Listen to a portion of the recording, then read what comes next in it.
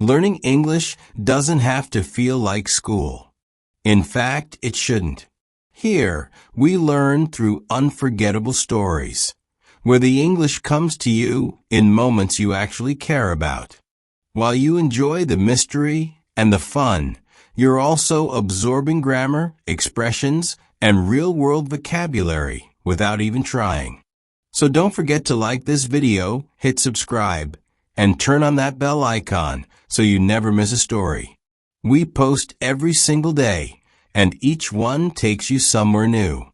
The sky was still painted in soft blues and gentle grays when Liam left the building. He didn't know why he had woken up so early.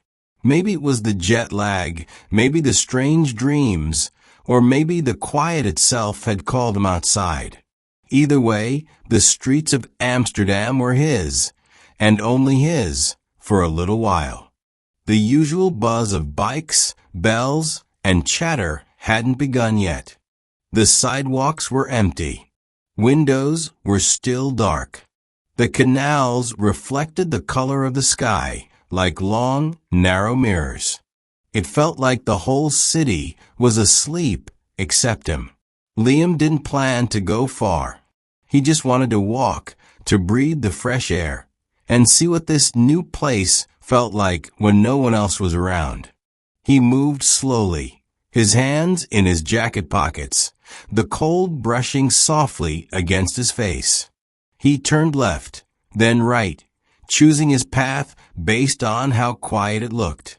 No map, no phone, just the sound of his footsteps on stone and the occasional creak of an old window shifting in its frame. Then, without warning, he heard it. Music. Very faint but real. Not loud. Not a car stereo or something from a cafe. This was different. It was delicate, like it wasn't meant for the world to hear, only for those who were listening carefully. Liam froze for a second. The sound was coming from deeper inside the narrow alley ahead of him. Something about it pulled him forward. He followed it. It wasn't easy to find. The buildings were tall and close together.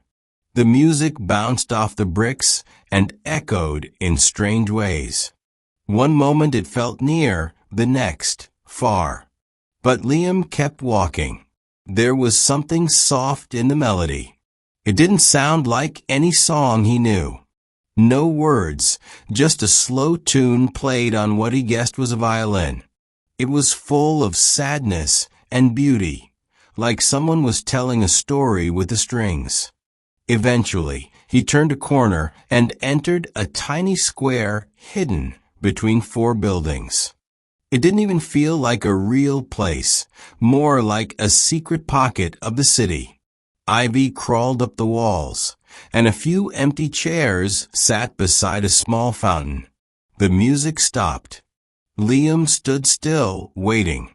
No one was there. The windows around him were closed. The doors were all shut. And yet, a few seconds ago, this space had been full of sound. He didn't call out. He didn't move. After a moment, he noticed something on the ground. A postcard. It looked old, like it had been stepped on a few times, edges slightly torn, a little damp from a morning air. But there was a drawing on it, of a violin resting on a windowsill. Under the drawing, in small handwriting, were a few words. He couldn't read the language. Dutch, probably. But there was an arrow, drawn in pencil, pointing toward a doorway across the square. Liam hesitated. Was this a game? A coincidence? He walked toward the door. It looked old, wooden, with peeling green paint. He pushed it open slowly. It creaked. Inside was a stairwell. No lights, just soft gray air coming from somewhere below.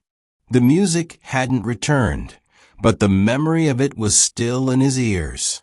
He walked down carefully, step by step. At the bottom, the space opened into what looked like a forgotten music room. There were chairs stacked against one wall, a broken piano in the corner, sheet music scattered on a table, and near the back, a violin. It sat on a stool beside a window, just like the postcard had shown. Liam walked closer. He didn't touch the instrument, but he looked at it closely. It was dusty, but not ruined. It had been played recently. He could feel it. On the wall behind the stool was a large photo, black and white. A man with a violin. His eyes were focused, serious, but there was something soft in his expression, like someone who had known great silence and great sound. There was a note beneath the photo, translated into English.